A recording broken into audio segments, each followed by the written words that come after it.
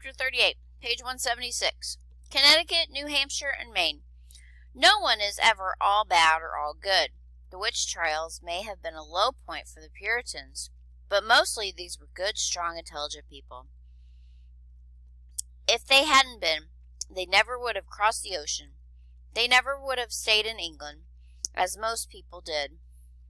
They would have stayed in England, as most people did, even when they didn't like the way they were ruled. Because the Puritans were independent thinkers, they sometimes disagreed with each other. When they did, there was plenty of room in America. They could just start a new settlement. Thomas Hooker was minister in a little town near Boston when, in 1636, he decided to move west. 100 of his followers went with him. He went to the beautiful valley of the Connecticut River. Today, no one is quite sure if he moved because of religious disagreements or because the valley was fertile and farming was easier than in the rocky Massachusetts. He found good farmland, and he was free to preach as he wished. 177. Hooker had no charter when he arrived in Connecticut. The king hadn't given him permission to be there. He moved in anyway. He had no legal right to the land in the eyes of the English, and certainly none in the eyes of the Native Americans. So the Connecticut settlers sent their governor, John Winthrop II, to England to get a charter.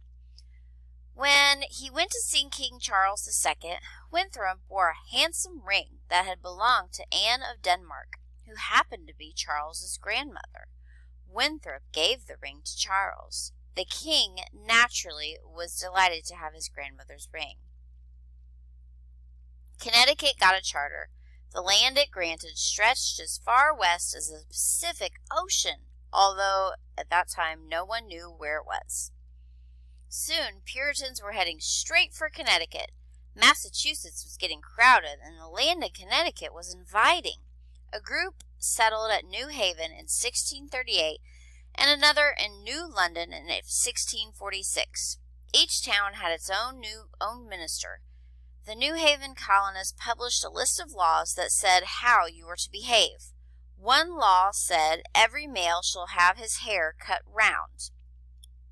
Another said married persons must live together or be imprisoned. In 1639, the settlers in the Connecticut River colony had an open meeting in which they drafted a groundbreaking document known as the Fundamental Orders.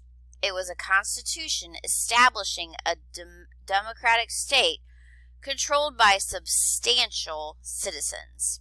While all this was going on, some people were moving north. The king had given a big piece of northern land to two friends, John Mason and Ferdinando Jorges. They divided that land, Jorges taking what became Maine and Mason taking New Hampshire. Page 178. Mason and Jorge advertised for settlers in England, and people came. At first, I bet it's George's. At first, New Hampshire was part of Massachusetts, with John Mason as its proprietor. Then it became a separate colony. Finally, the king took it back and held it himself as a royal colony. Maine was never a separate colony.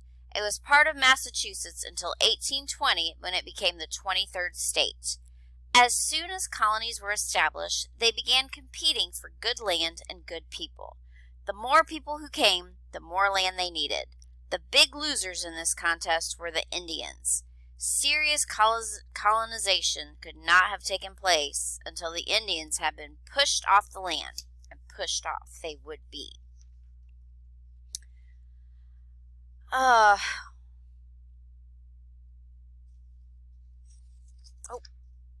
Here we go. Let's do this. Page 179.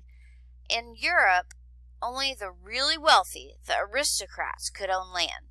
Ordinary people didn't even dream of their own land. In America, the land was so vast it would take the Europeans more than 200 years just to know how much there was. For a very long time, almost every free person who came to America could afford land. Almost as soon as the European Americans got land, they became greedy for more, and they wanted to change the land as Europe's land had been changed. They looked at the beautiful forests. They saw an enemy that needed conquering. They cut down trees, leveled hills, filled in swamps, and killed animals and birds. They didn't understand how to work with nature, as the Indians often did. They forced nature to conform to their ways and wants. It turned out the land wasn't endless, as they seemed to think at first. One day it would almost all be tamed. Then they would wish for some thick forest, some of those songbirds, some of those native animals. There would be few of them left. The Indians didn't accept the European idea of land ownership. Their religions taught them that the land and waters and animals belonged to God. Though they thought land could only be shared, not owned. So at first, when they signed treaties selling land, they thought they were selling the right to share it. They didn't expect to be ordered off the land. Their beliefs told them to live in harmony with nature.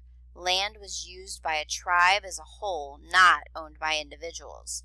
It was a way of looking at the land that did away with most greed, but not all greed.